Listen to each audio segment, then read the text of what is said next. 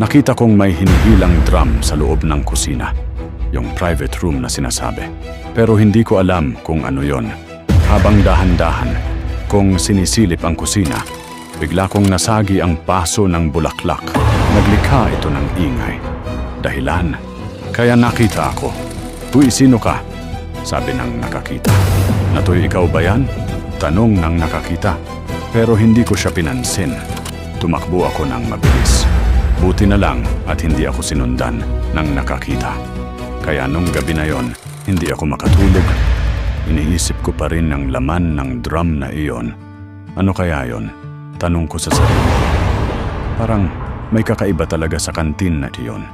Pero di ko na muna iniisip yon. Kinabukasan, habang naglalakad ako, mayroon akong nadaanan. Maraming tao. Halos magsiksikan sa dami ng tao.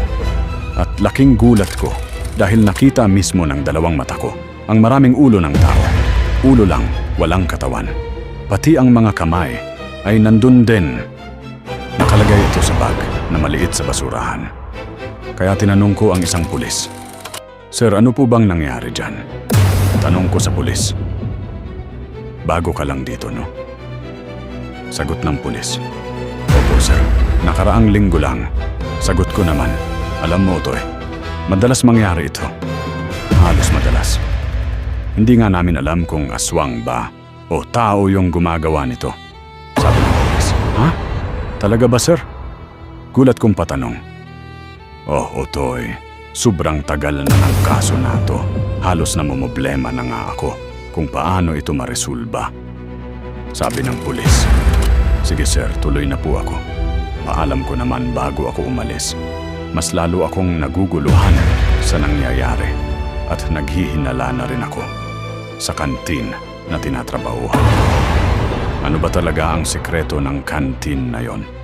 Tanong ko sa sarili. Nang makarating ako sa kantin, may nakasulat sa harap ng kantin na hiring o naghahanap na naman ng tauhan ng kantin. Tinanong ko ang kasama ko na si Emma. "Hiring na naman sila?" "Nakaraan hiring din sila, ah?" Tanong ko kay Emma. "Hindi ko rin alam na to eh. Baguhan lang din kasi tayo dito eh." Kahit ako nagtataka na din. Yung isa nating kasama na Manny, nag-resign na daw, sabi ni Emma. "Ano? Si Manny nag-resign?" Gulat kong tanong kay Emma. "Oo," sabi ni Emma. Sabay umalis si Emma. Pumunta sa pinagbabayaran ng order. Umupo ako sa lamesa. Hindi na maganda ang mga nangyayari. Sabi ko sa sarili ko, kailangan kong gumawa ng paraan. Sakto wala ng costumer. At kami na lang ni Emma ang natira. Nakita kong tinawag si Emma ng tagaluto namin. "Emma, halika nga dito. Kunin mo tong mga niluto ko."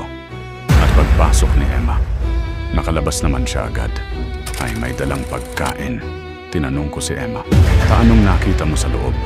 Pabulong kong tanong kay Emma. "Wala naman. Malinis naman. Ang ganda nga ng lutuan eh. Malinis," sabi ni Emma. Pero nagtataka lang ako na ito'y isa lang ang cook natin. At ang bilis niyang magluto at ang sarap. At ni minsan, di ko nakikita ang mukha niya. Dagdag pa ni Emma. "Oo nga eh," sabi ko naman. "Alam mo, Emma, may kakaiba sa kantin na to eh. May tinatagong kababalaghan ng kantin na to eh," sabi ko kay Emma.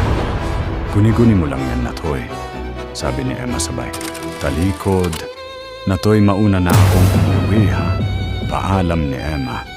"Sige, ingat," sabi ko naman. At umalis na rin ako. Pero nagtago ako sa may masukal banda. Hindi kalayuan sa kantin na pinagtatrabahuhan ko.